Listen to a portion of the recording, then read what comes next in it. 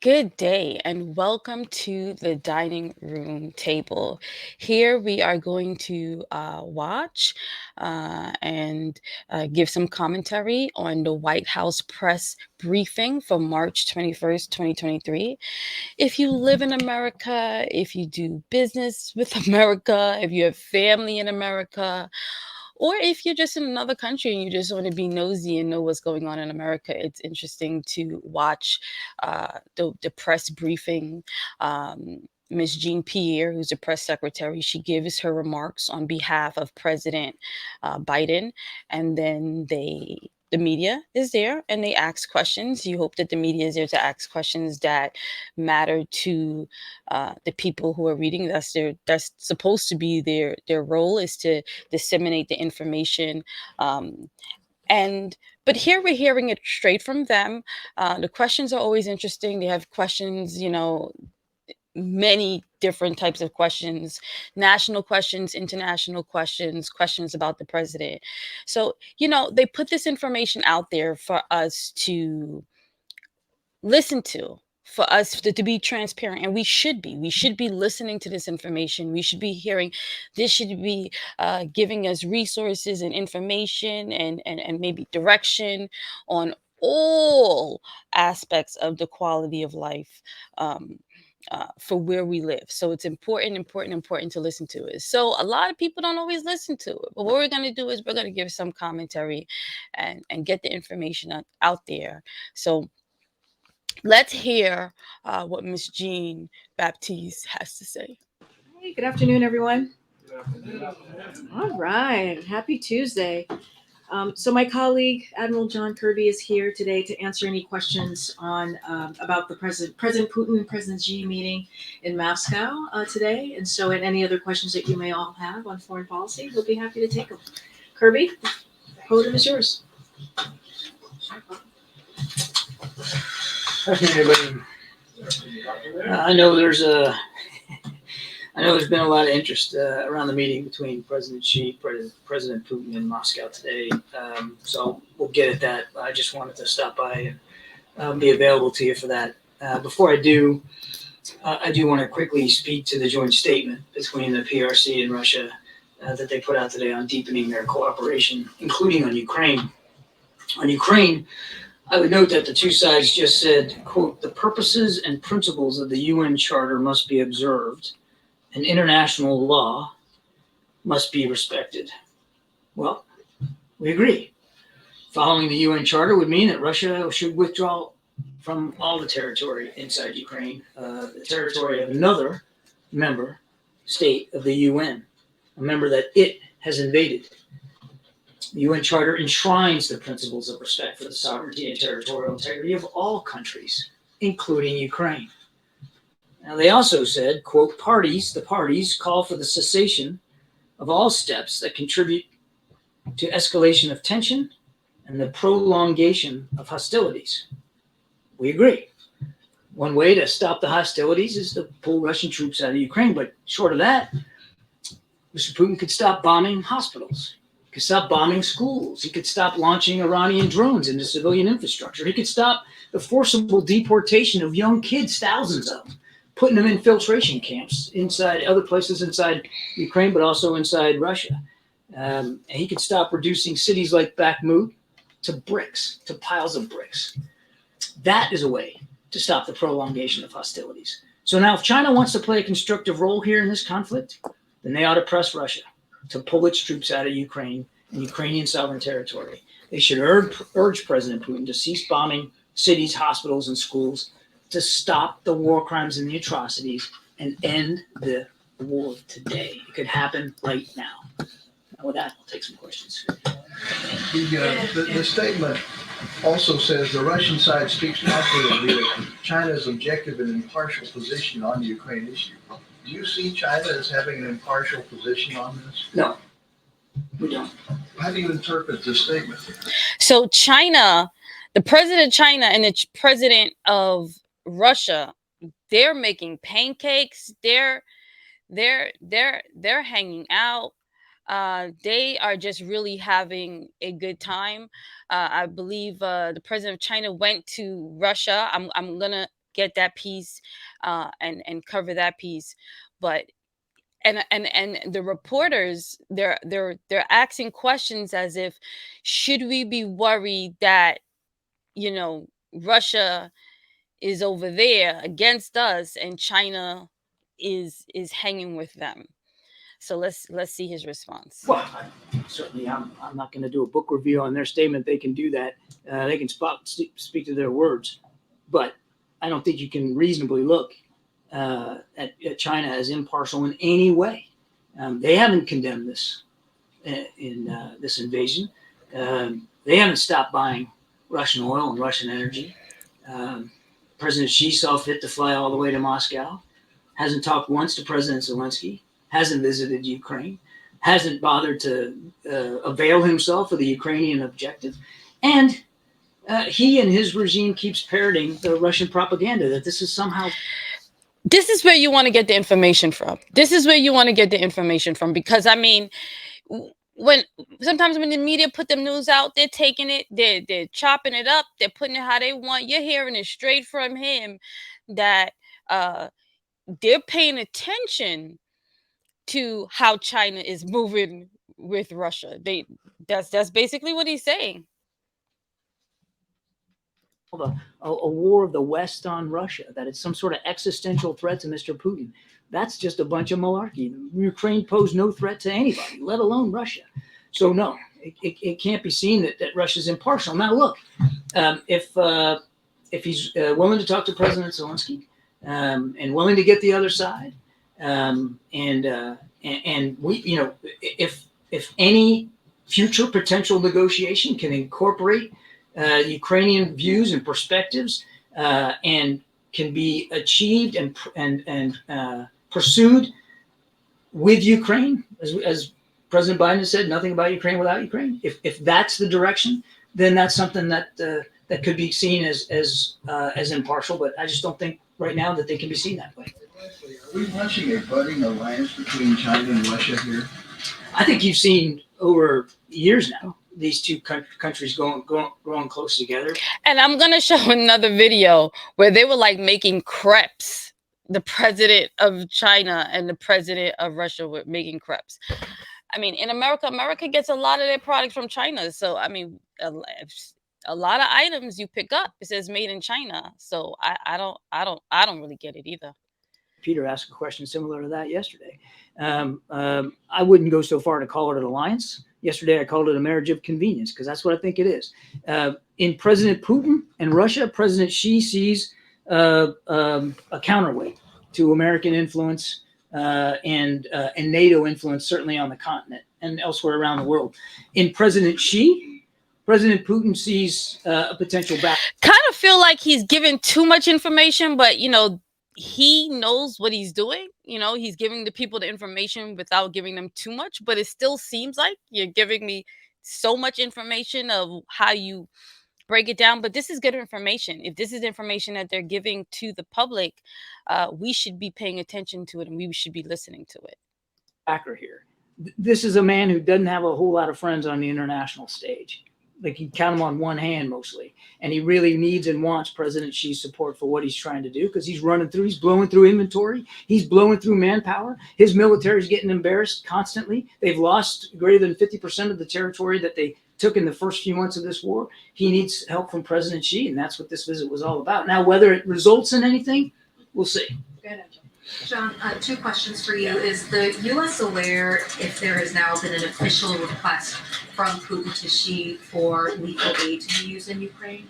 I can only go by what we've seen them say today, which obviously was not part of their, at least part of the readout and part of the statements they put out today.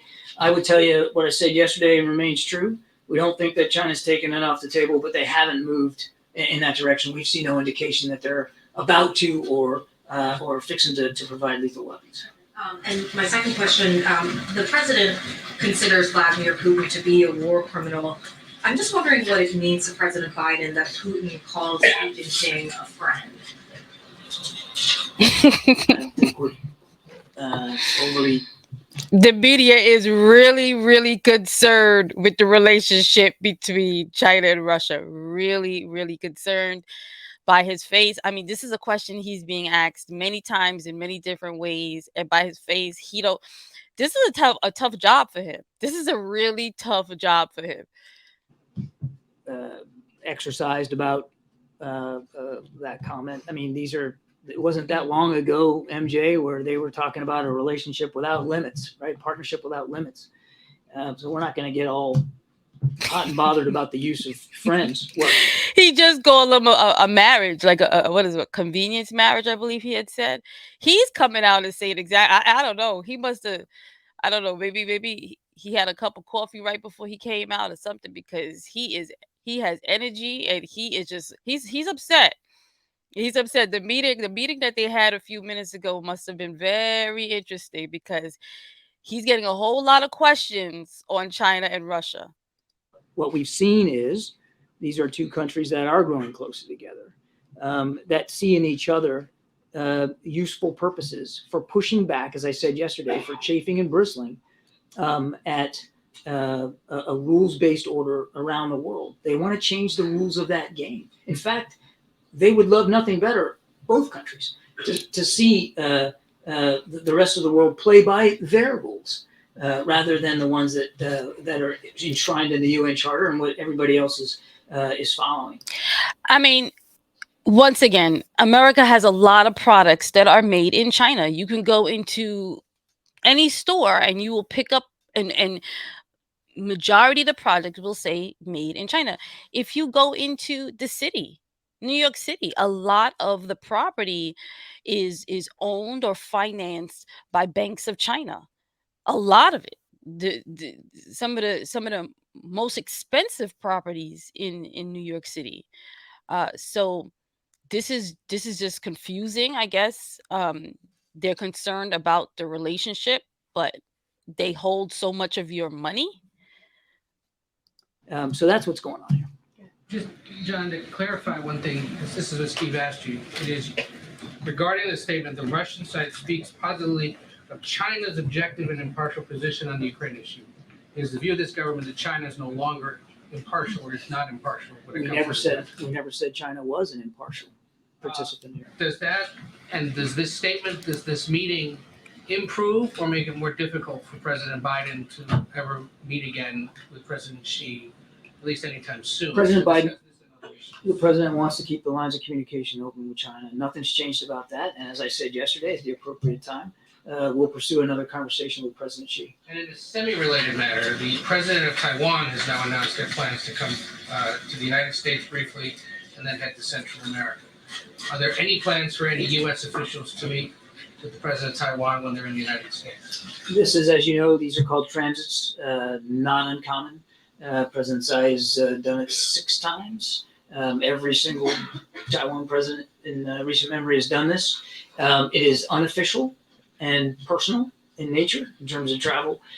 So we would let them speak to their agenda, to who they want to meet with, and on what timeline. It is not uncommon for in previous transits for there to be discussions with U.S. officials and with members of Congress. But again, I'm not going to get ahead. This is really for Taiwan to speak to. This is for Taiwan to speak to. Thank you, Kareem. Thank you, Admiral. On the idea of Russia seeking weapons and munitions, can you give us an assessment right now as to where things stand in terms of their weapons stockpile? Oh my goodness! And what sort of help are they getting at this moment from places like Iran and North Korea? Well, we know that they have a burgeoning defense relationship with Iran. We already know that Iran has provided several hundred drones. And we have every reason to suspect that sort of transaction will continue. Several hundred drones. These drones, like, if you see some of them that are being built and what they can do, that's something. I don't have any specific shipments to speak to today, but we know that this relationship from a defense perspective with those two countries is getting sharper. I came to the podium and talked about that. And that's a worry not just for the people of Ukraine, it's a worry for the people of the Middle East. And Iran, that can avail itself of Russian military capabilities, would make it more lethal and more dangerous in the region. We did talk about the fact that we had evidence that North Korea was shipping at the very least artillery shells to the Wagner Group. We still believe that that occurred.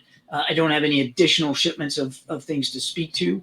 But again, I think it speaks volumes to your question about inventory. And I couldn't give you a rundown of Russian inventory on any given type of system, but they have gone through thousands of missiles and most likely millions of artillery shells. They have lost easily tens of thousands of troops and probably north of 100,000 in terms of killed and wounded. So this has not been a fight that Mr. Putin has had without cost to his country and to his coffers. And so he continually wants to reach out for more help internationally. That's what we're seeing with Iran. So we saw with North Korea, and there's no question that's what we're seeing in his interest in talking to President Xi. But we know that this war has had an effect on his inventory, and we also know, Jonathan, that the sanctions and export controls have had an effect on him, particularly when it comes to cruise missiles. That his ability to restock cruise missiles out of the inventory has been curtailed by the fact that he can't get to some of the microelectronics because of the economic steps that this administration has taken to kind of curb his war-making machine. So this is a guy, for all the ballyhoo of going to Mariupol, I mean, this is a guy who has to know that his military is way underperforming and overspending in terms of its ability, its resource ability. Thanks. I wanted to follow on Ed's last question. You guys have obviously made this concerted effort to, ahead of the visit of the Taiwanese president, sort of downplay it. It's not uncommon, not intended as sort of a provocation. Not downplaying. It's true. It's not uncommon. They have happened before. It's not about downplaying. It's about being factual. All right. Well, there's been this sort of concerted effort, and my question is that does that not sort of tacitly acknowledge concern within the administration that China may overreact, or I assume you think this is an overreaction to this visit, and I was wondering if you can play out to some extent what that level of concern is and how the U.S. would react if we see, a policy redux and how they interpret this. There's no reason for China to overreact. Heck, there's no reason for them to react. I mean, this is something that, as I said, is commonplace and has happened before, will likely happen again. It's personal, it's unofficial. There should be no reason for Beijing to react in any way to this. Again, business as usual here. And we did think it was important to provide that context in light of Mr. Xi's visit to Moscow and all the media attention that is getting, as well as in the context of how they reacted to Speaker Pelosi's. No apologies there at all. We felt that this was important context to be out there, and so we put it out there. But is it because you are concerned about the Chinese reaction? It's one thing to say, yeah, we hope they don't react in any way. It's another to be like, they really shouldn't. We just felt it was important to put it in proper context. Thanks a lot, Corinne. Right over here, John. I have to keep up with her fingers. The war in Ukraine has been going on for over a year now. Is it the U.S. position that during the course of all of that time that China has not provided any lethal weaponry to Russia? We have seen that Wow. through some Chinese companies, there may have been dual-use items that have gone, but we haven't seen any confirmation or indication that the Chinese have provided lethal weapons, lethal capabilities to the Russian Ministry of Defense throughout this conflict. They have not done that, and obviously, as I said, And I wouldn't be surprised if China and Russia has officials that watch these briefings, right? And translate it and analyze them and hear, because he's saying no. They could be like, oh, yes, we do. But it's important for us. You live here, you work here, you have services here, your family here, that you're watching this. said yesterday, we don't think it's in their best interest to do that. And quite frankly, it will be inconsistent with so many of the things that President Xi has said that he wants to see as a result of this war in Ukraine, including their statements today. Why do you think that's the case? Why do you think that they have not done that yet? And do you think it has a lot to do with what President Biden has told President Xi, what EU leaders have told President Xi, and that is if they do so, they risk major sanctions being placed upon them by not only the US, but also by the EU, their two largest trading partners? I certainly can't speak for President Xi. That's well beyond my writ. What I would say is we have communicated privately to the Chinese. And you've heard Secretary Blinken talk about this. We've also said it publicly, that such a move would certainly involve consequences. But more importantly, we believe, and we've said this too, that this shouldn't be seen by the Chinese as something that's in their best interest to help Mr. Putin slaughter more innocent Ukrainians, to, what's the word they use? The escalation of tension and prolongation of hostilities. Well, that's one way to do that. And again, if we're taking them at their word, what they want to see happen, it's hard to square the circle between that statement and the provision of lethal weapons. So we don't believe it's in their best interest.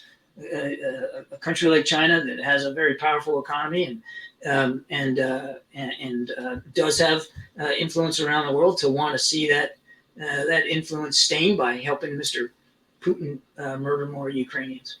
It's Brian in the back. Thanks.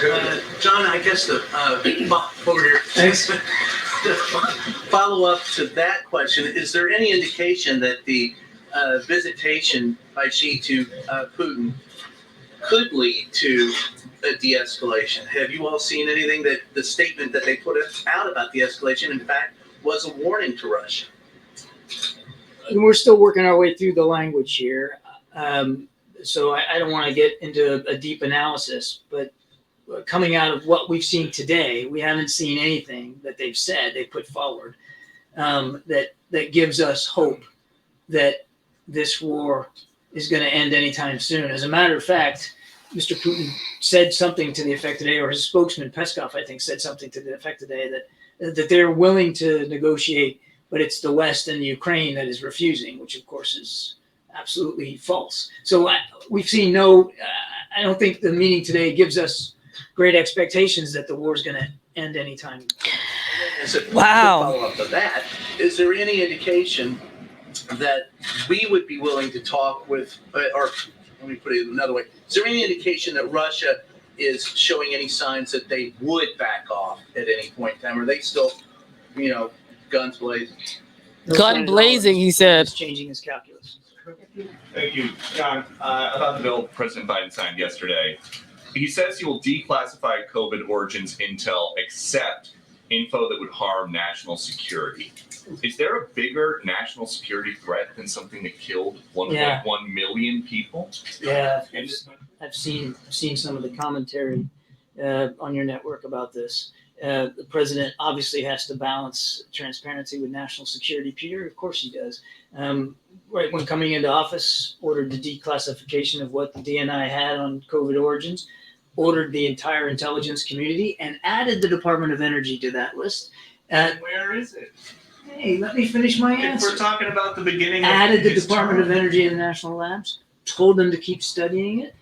We have kept Congress informed. Some of that has to be in a classified way right now, but it's always a balance between the public's right to know, right, not need, but right, and our obligation to protect national security. So one should not read into that statement that he's sort of laying a foundation here to be overly secretive. He believes strongly that we've got to find the roots and the origins of COVID so that we can prevent a future pandemic. And through his actions, just judge him on what he's done. Through his actions, he's proven that he's willing to be as transparent as possible with the American people because he believes that's important.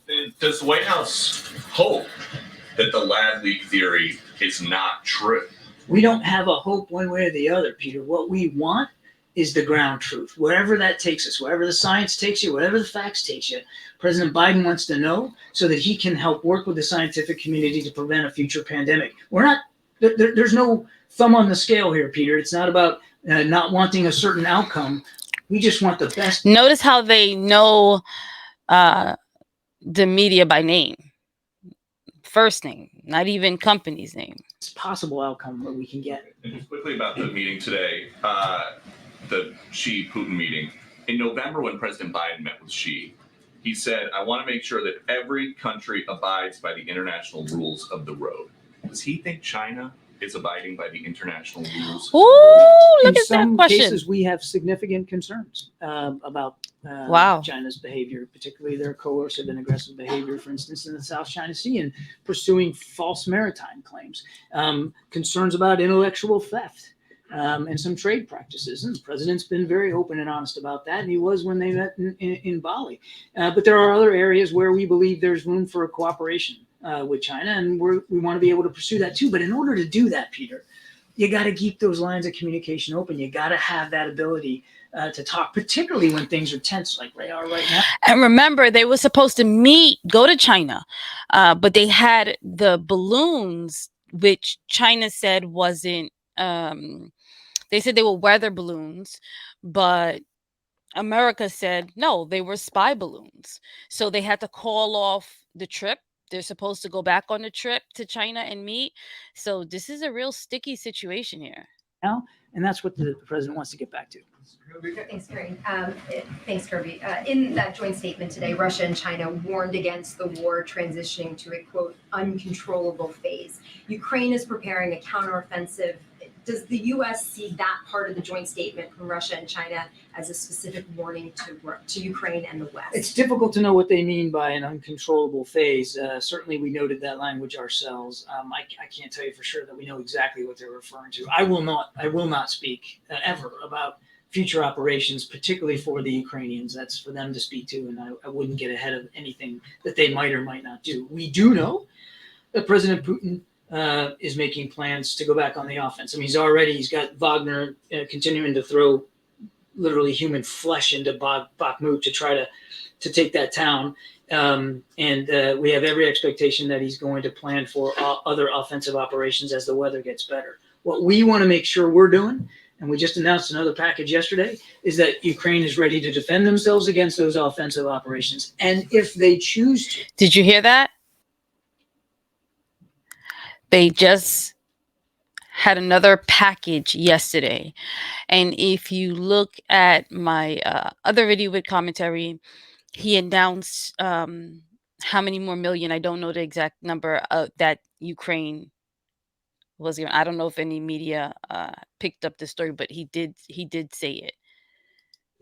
Be able to conduct offensive operations of their own. And to follow on that potential Ukrainian offensive, does Xi's support for Putin increase the stakes of any potential Ukrainian offensive? It would depend on what that support looked like. I mean, does his visit to Moscow? I think it's hard to get to there. I think it's hard to square that circle just by going to Moscow and proclaiming that they're dear friends.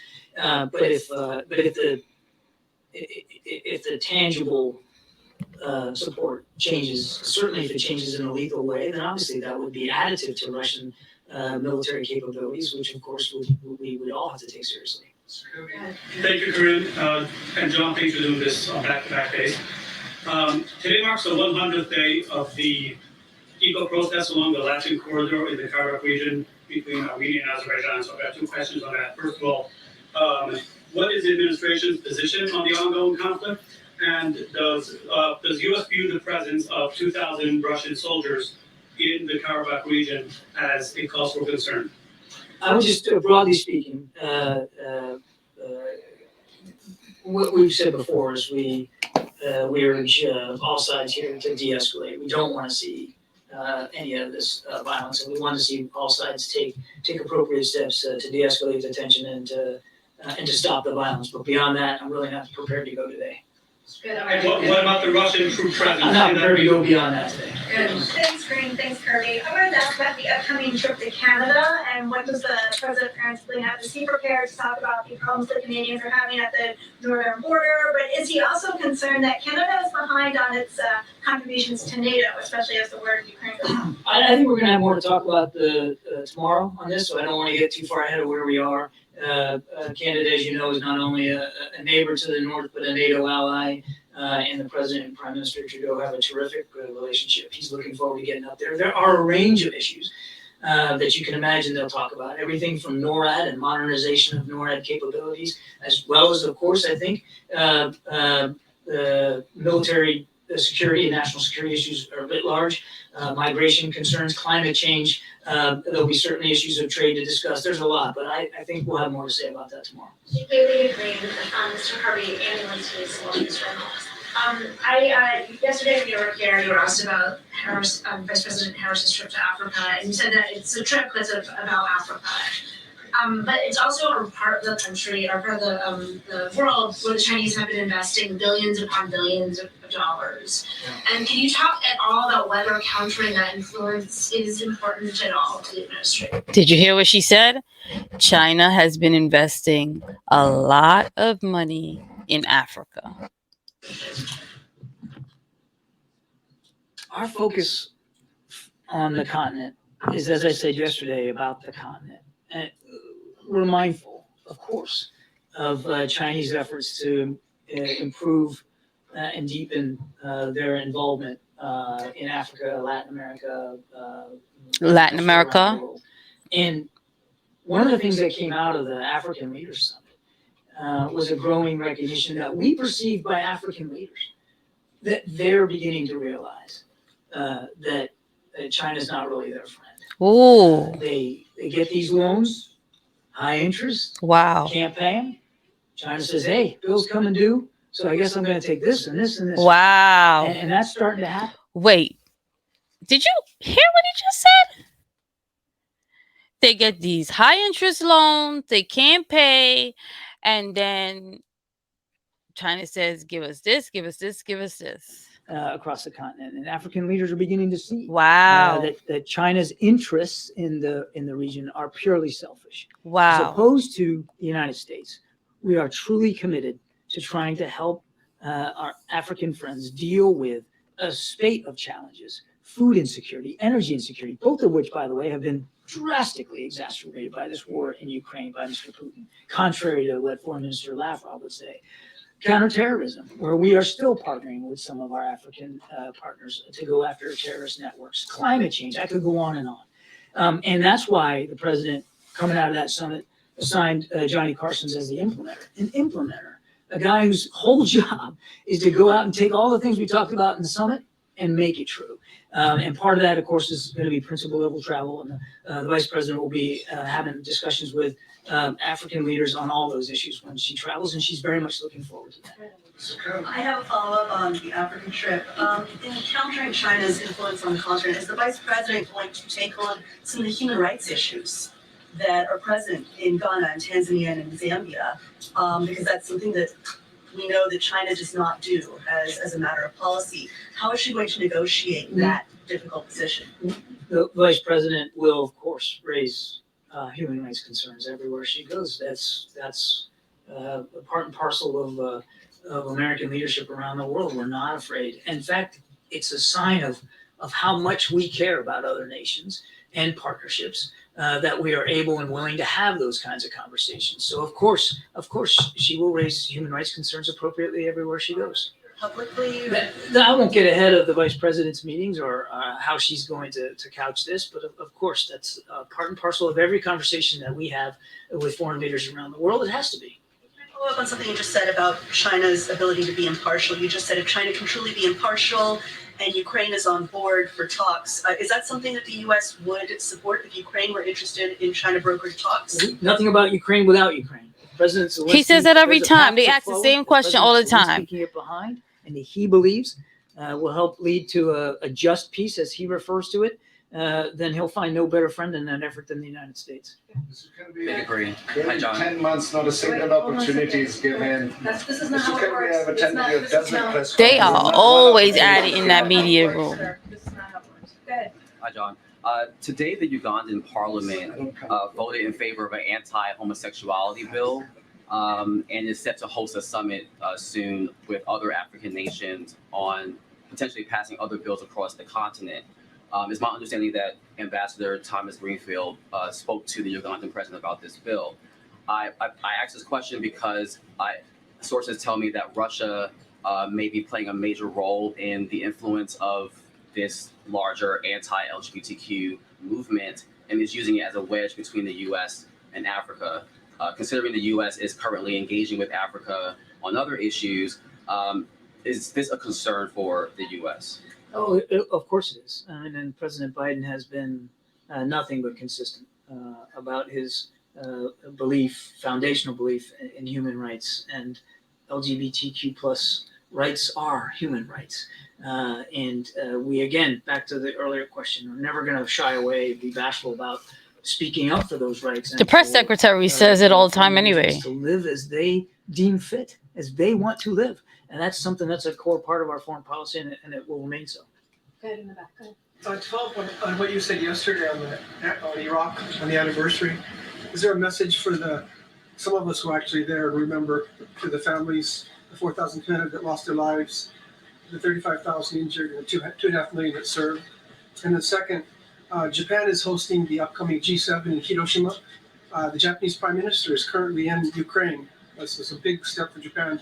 Are there some ways that Japan holds the largest number of U.S. military in the world, and as a partner, what role do you think they can play, especially with the upcoming summit, to be part of the partnership going forward?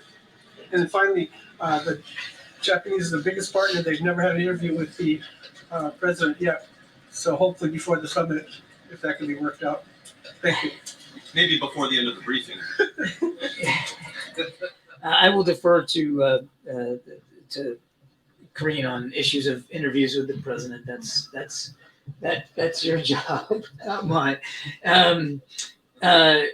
Look, on your second issue, I think you saw Mr. Sullivan put out a short tweet about this. We welcome the Prime Minister's visit to Kyiv. It's another example of just how strongly Japan is standing up with the rest of the international community to support Ukraine.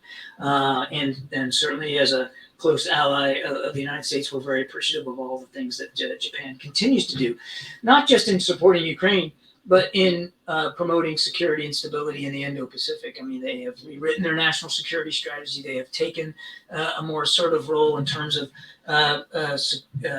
security operations, and all that's to the good, and we're very grateful for that. On OIF, I don't know that I have more than I can say than yesterday. For some of you, I'm sure maybe covered the war. And what he said, they're doing this back to back. He's covering international affairs. They're going yesterday and today. You can see my previous videos. So for them to come back, that means that there's a lot of issues to be covered. More of combat than you probably care to remember. And of course, we know, as I said yesterday, so many families here in the United States are still living with the war. The war is not over for them, and we all need to keep that in mind. Okay. I also have an African question. President Putin said that he will write off debt for African countries of over $20 billion, just a substantial amount of money. And he said that Russia will meet its commitment to providing with food supply and energy, etc. Do you think this comes in the equation of the Russia-Ukraine war and trying to sway Ukraine on the vote, especially in the UN? And do you think the US is doing enough to counter Russia's influence, not just China? I think this is a cynical effort by Mr. Putin to try to convince nations in Africa that the West is the reason for their food insecurity and for their energy insecurity. And if I was any leader in Africa, I would take anything that President Putin says about assurances of financial, economic, or energy assistance with a huge grain of salt.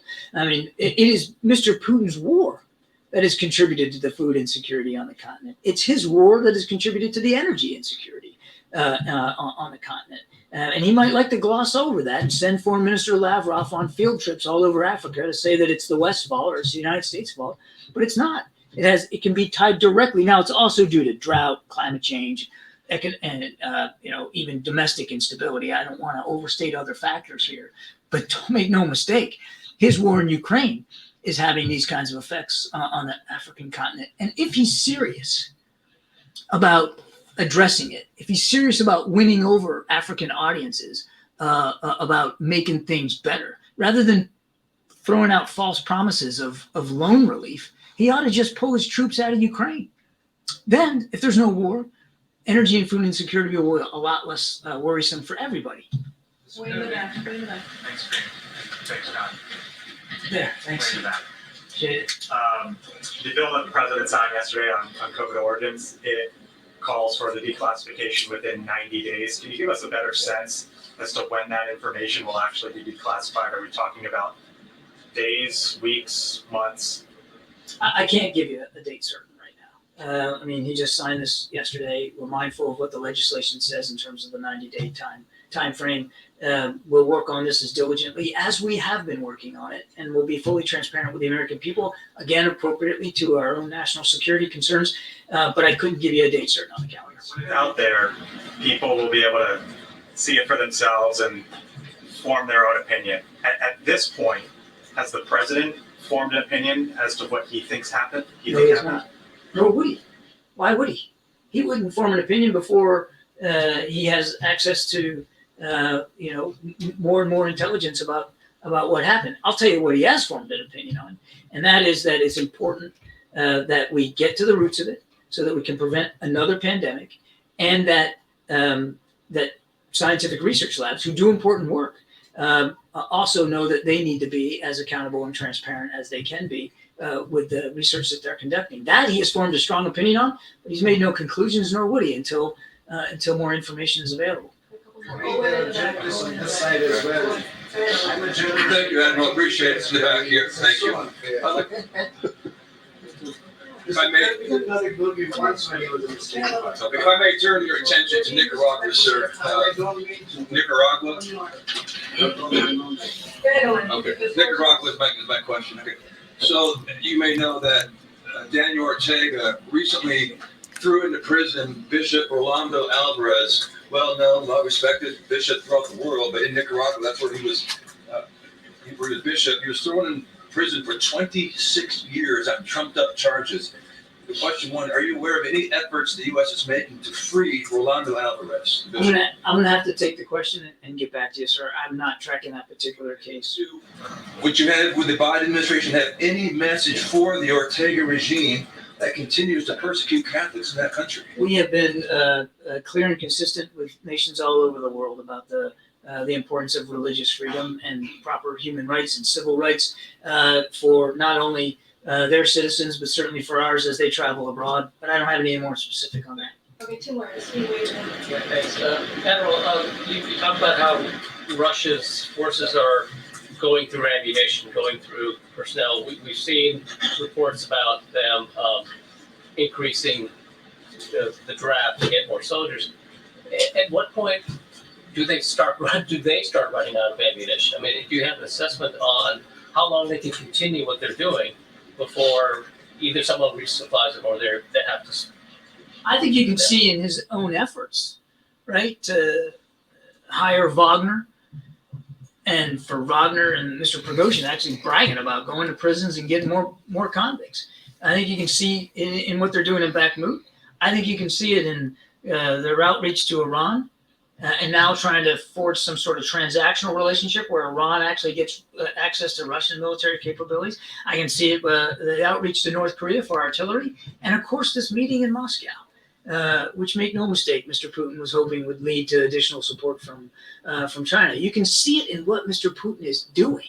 The fact that he goes to Mariupol on the eve of President Xi's visit, what is that other than trying to cast some sort of signal that he's large and in charge there, and that President Xi should take note of that? You can see in what Mr. Putin is doing that he knows he's having resource difficulties because of what he's blown through over the last year in terms of actual ammunition and missiles, the tanks and aircraft he's lost, and absolutely the soldiers that he has literally thrown into a meat grinder and continues to do so by his own actions. You can see very well that he knows that he's got shortage issues and he's trying to overcome them. And that's another reason why, quite frankly, we don't want to see a ceasefire right now. Because a ceasefire right now, freezing the lines where they are, basically gives him the time and space he needs to try to re-equip, to remand, to make up for that resource expenditure. He's saying a lot. Or do you choose not to in front of the world? I choose not to in front of the world. Thank you. Two, if I may. On this U.S. claim to have intelligence that China has been considering providing lethal aid to the Russians. And without expecting you to divulge classified information here, can you at least say that you have any insights or some window onto what kind of lethal aid the Chinese have been considering providing? No, I'm not going to go there, James. You don't know? I'm not going to go there. My second question. I want to draw on your long experience in the Navy and in the national security apparatus. You've served, I don't know how many administrations. How many administrations? Well, over the course of my entire Navy career? Oh, gosh, I don't know. 6 or 7, probably. So I wonder if you could share with us any observations you might have as to the current commander-in-chief and whether you observe anything distinct or unique about how he approaches the central business of the presidency, which is decision-making. Well, James, I don't know that that's a fair question for me. I'm just the guy talking for the NSC up here. But look, I didn't know the president before I took this job, but I've since got a chance to get to know him, and I'll tell you, his fine feel and touch, particularly on issues of foreign policy and national security, is very, very distinct. And he asks great questions.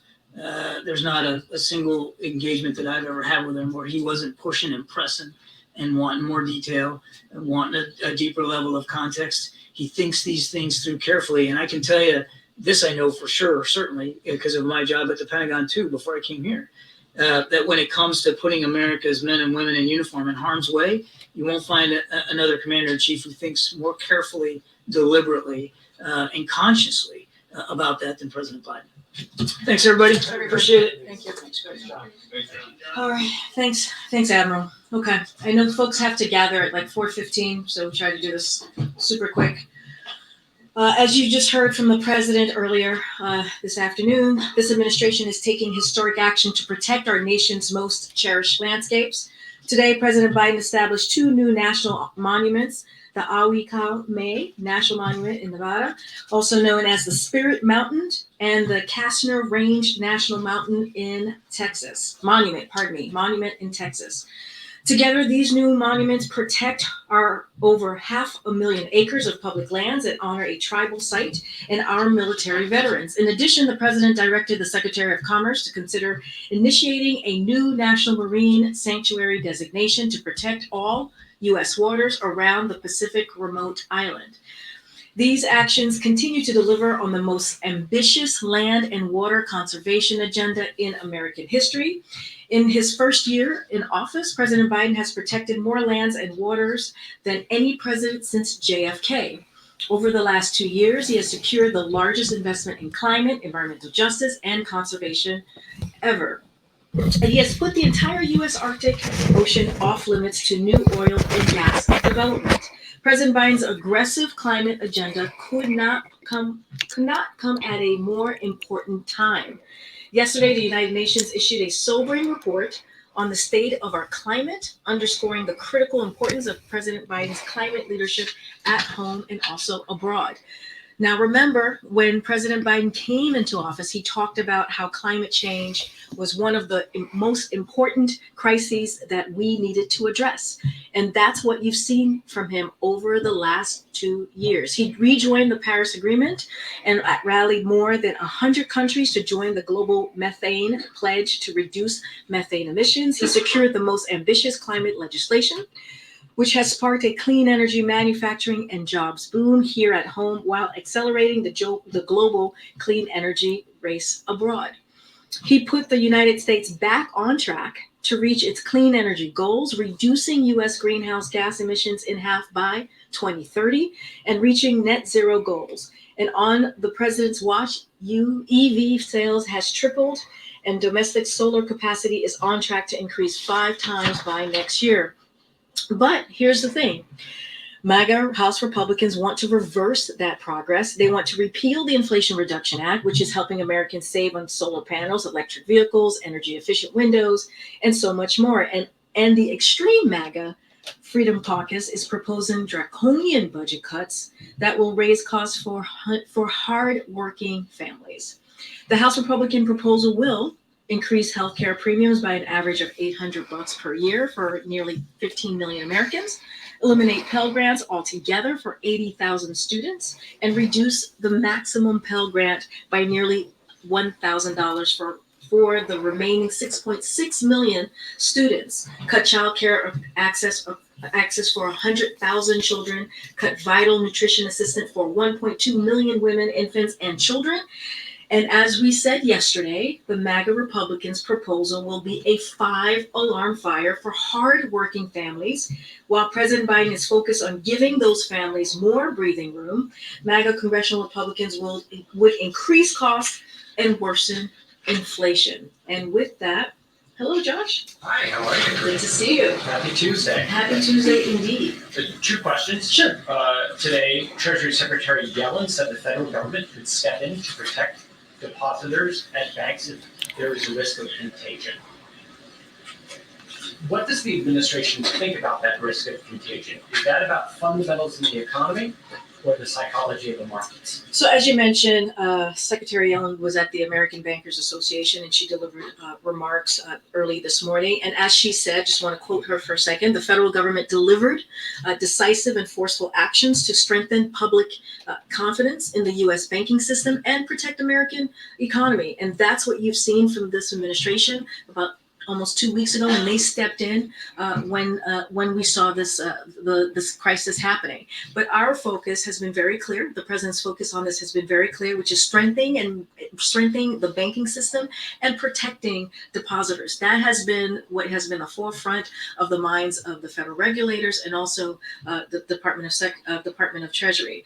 And there's evidence our actions are indeed working.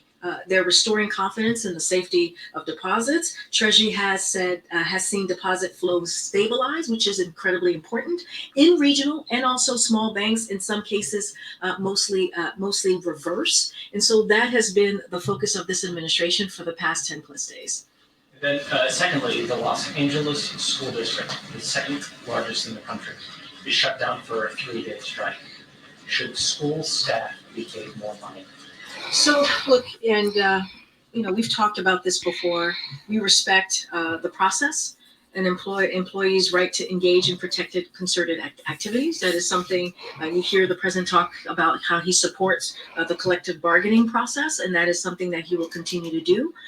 We urge both sides to work in good faith toward a mutually acceptable solution so that there can be a quick resolution and the kids and school employees can get back to where they want to be, which is in schools, especially the kids. And the president, as you've heard him say, this is incredibly important to him, making sure that kids go back to school and get their education.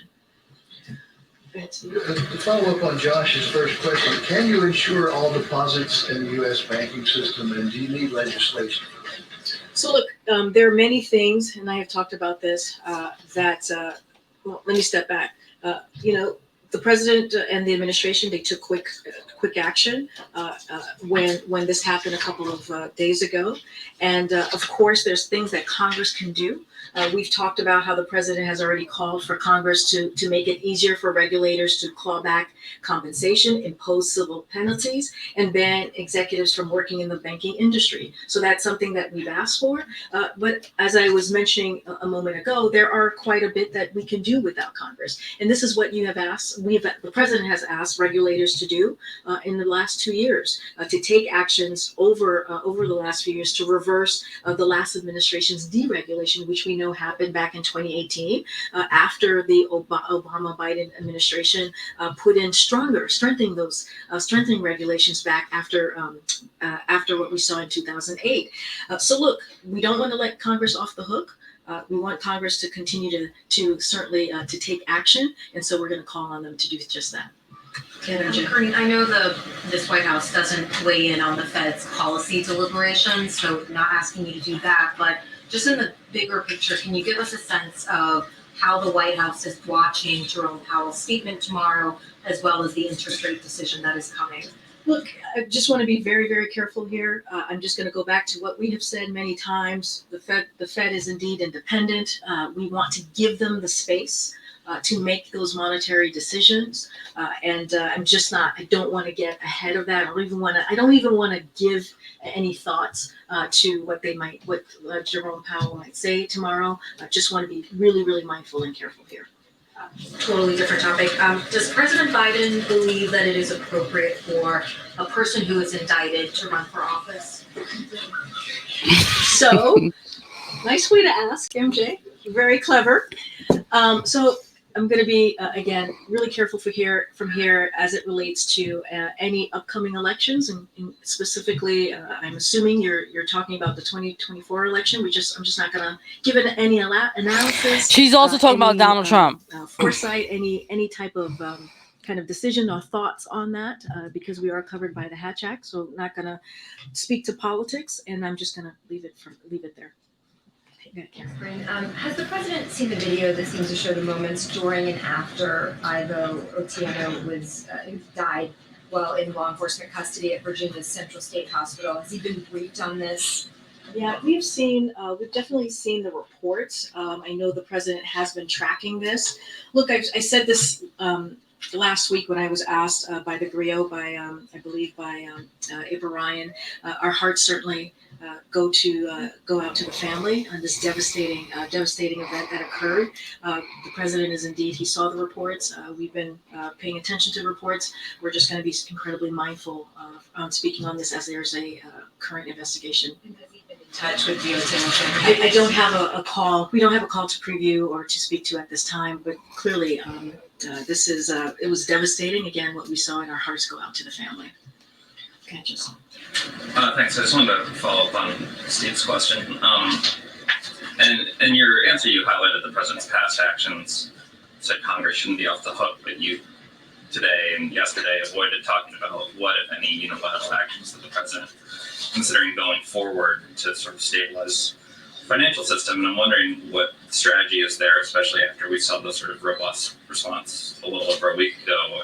Is it because you think the crisis is over, that you're worried that talking about what you're talking about could fuel the panic? Is it that you want to set a precedent ahead of the debt ceiling fight of not really entertaining unorthodox solutions? Is it a combination of those three things? No, totally understand the question. Look, when it comes to specifics about the debt ceiling and all of those things, that's something that Treasury certainly and the Secretary has spoken to this many times. I would say that, and I will quote her here, the actions we have taken, this is from the Secretary, to protect depositors and the stability of the banking system have not affected the X date for the debt limit. So just want to reiterate that from the Secretary.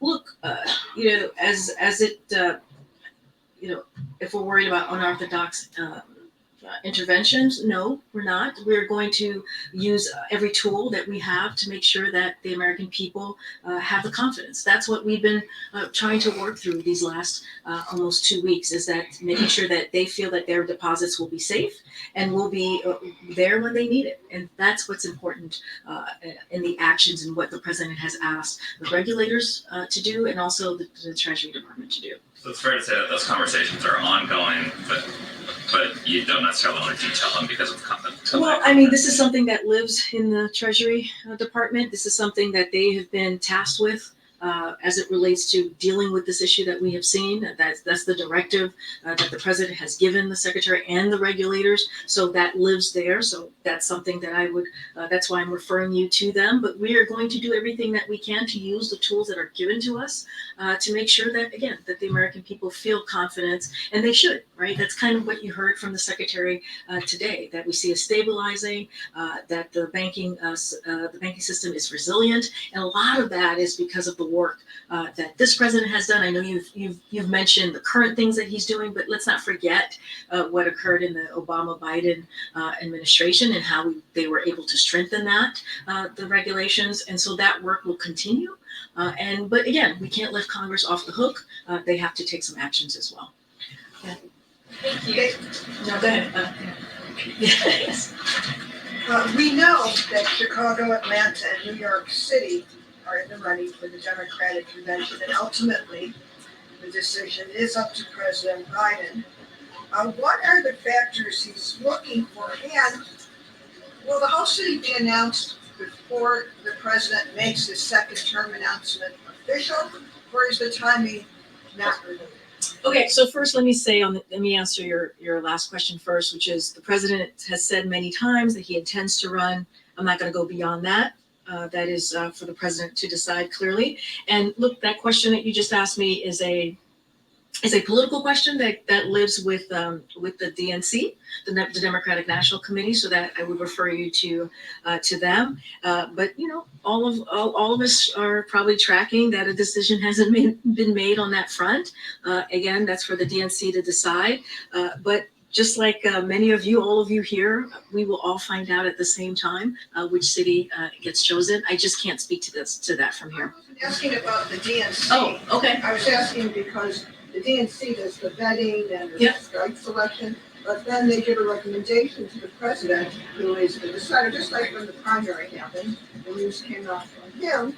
So that's why I'm asking you a little bit more how this may work out. Well, the president is the leader of the Democratic Party, but from here, I cannot talk about politics, so that's why I'm referring you to the DNC. Go ahead, Alex. Karine, San Francisco just held a hearing on reparations for decades of institutional racism, and other cities and states are considering impaneling similar commissions. DC is one of them. Where does this administration stand on reparations for slavery and segregation and similar historic wrongs, specifically pertaining to Black Americans? So look, we understand that there's a legislation on the Hill currently on the study of reparations, and we think Congress is the appropriate venue for consideration on such action, and so we're going to leave it there for Congress to decide to let them go through their process that they're taking at this moment. But I would lay out and speak to what the president has done over the last 2 years. When he came into office, he talked about the different crises that this country is dealing with, and one of them was racial equity and racial equality, and fighting for that for communities like the Black community. And one of the things that he did straight away in the beginning of his administration, is he signed an executive order that made sure that across the government that we had an approach that dealt with inequality, that made sure that political appointees in those agencies put that equality lens as they were moving forward with dealing with policy. And so that's important in really getting to the root of that issue. Clearly, that's on the federal level. And just last month, he issued a second order reaffirming the administration's commitment to deliver on that equity. So the president has shown his commitment. He's spoken to this issue that in particular the Black community has to deal with for generations upon generations. So he is going to continue to lift that up. But as it relates to the legislation, we want to leave that in the hands of Congress. Okay, Courtney.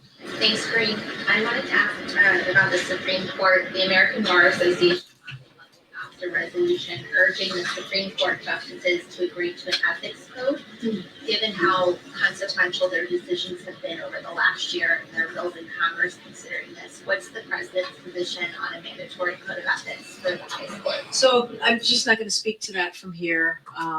That is something for SCOTUS to work through and to speak to. I'm just not going to make a comment from here about that.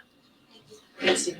When the teacher was here, the president said he looked forward to going to Ireland to celebrate the Good Friday Agreement. The actual anniversary is less than 3 weeks away. Can you give us a sense of where things are in the planning for this trip and when we might get a formal announcement? It's a good question. And so, I don't have anything more to share. Any plans to go to Northern Ireland and the Republic to acknowledge the anniversary of the Good Friday Accord. The president said he looks forward to doing that, but we're still in process of hammering out what those details will be. And as soon as we have more information, we'll certainly share that, understanding that that's 3 weeks away. But as the president said, he's looking forward to it. You're new to the room? Yes, Ali Rocker with NBC. Nice to meet you. Nice to meet you too. Earlier this month, President Biden said he spoke with the family of Senate Minority Leader Mitch McConnell after his fall. Has the president spoken directly with Leader McConnell since then? Don't have any conversations to read out at this time. Yes, the president called the family of Leader McConnell, clearly wishing him a speedy recovery, which we continue to do. I just don't have anything beyond what we laid out a couple weeks ago. Okay. Go ahead. I wanted to ask you about some comments by the president of Mexico, who's been very critical of the administration recently. Just today, he suggested that the U.S. Had blown up the Nord Stream pipeline, suggested the administration was trying to derail Donald Trump ahead of the 2024 election, and then recently he said that fentanyl is a U.S. problem, not a Mexican problem. This, of course, comes just a couple of months after the two leaders met in Mexico City. I'm wondering what this says about U.S.-Mexico relations, how you go forward when you say these kinds of things. Well, you said a couple things that I want to address. Clearly, the first two are not true, and so I'm just going to put that on the record. As it relates to the fentanyl, this is not a U.S. problem. It's a global one. The trafficking of illicit drugs is causing a societal damage, needless death and suffering, and not just here, but also in Mexico. And so, we want to be really mindful about that. Dr. Liz Sherwood Randall, recently the president's Homeland Security advisor, and other high-level U.S. delegation, they were in Mexico, and they discussed concrete opportunities to detect and disrupt and prosecute those who manufacturing and traffic fentanyl. And that is a conversation, a delegation that went to Mexico to have this conversation. And so, just want to be really clear about that, because that is something that when we think about fentanyl, it's something that is affecting many communities. Look, we see our relationship with Mexico a vital one, an important one. They are a close neighbor. As you just mentioned, the president was just recently in Mexico City in January to do the summit, not just with the president of Mexico, but also the prime minister of Canada. You saw them. They had a very good summit. Good discussion bilaterally when they had that opportunity during the summit. And so we're going to try and continue to grow that relationship. But, I'm certainly going to speak out and make sure we correct the record on some of the things that have just been said. Thanks, Grace. You spoke about that sobering UN climate report earlier. Has the president read the report, been briefed on the report? That's a good question. I would have to ask to see if the president has been briefed on the report, but don't have an answer for you at this time. Talked about, the steps this administration has taken on the issue of climate change, but this report indicates that what's being done so far is not enough to, avert these catastrophic temperatures. Does the administration feel that enough action can be taken in time to avert the Earth from reaching this? It's a great question, and what I will say to that is this is why the president has made climate change, tackling climate change a priority. And this is why he has done more on climate change and protecting the climate and trying to reverse the damage that we have seen. He's made that a priority, and he's taken more actions than any other president. His record speaks for that. There's always more work that needs to be done. And so the president going to continue to focus on all the things that we can do to deal with this issue. And at the top, I laid out the different actions the president has taken, and clearly we're going to continue to move forward. But again, yes, does more work need to be done? Absolutely, and that's why the president has made this a priority. One of the crises that he mentioned, one of the 4 crises that he mentioned when he walked into this administration and took action right away. And so that's going to continue. He's never going to back down. I have to wrap. Okay, last question. On the climate announcements today, Nevada Governor Joe Lombardo put out a statement saying that they were not consulted on the Abicones site and that he opposes it being designated as a national monument. Did the White House consult the governor, and if not, why not? So I don't have any meetings to talk through or conversations. So look, I mean, this is something that I was saying before. This is the president that has taken an aggressive stand on climate and made this a priority. This is the most engaged, when you think about the engagement that we've seen on this issue is important because there's still much more that needs to be done to tackle this climate crisis. And so we're going to continue to do the work. I can't speak to any conversation that has been had with the governor, but I can say that the president is tackling the climate crisis as a priority, and we're doing the work like no other president has done, and so we're going to continue to move forward on doing that. Does the president usually consult governors on these kinds of decisions? The president and And his Office of Intergovernmental Affairs, which deals with the governors and deals with mayors and also local elected officials, is in constant communications into your question with governors. I just don't have a readout to give you on that particular conversation or engagement. All right, everybody. See you tomorrow.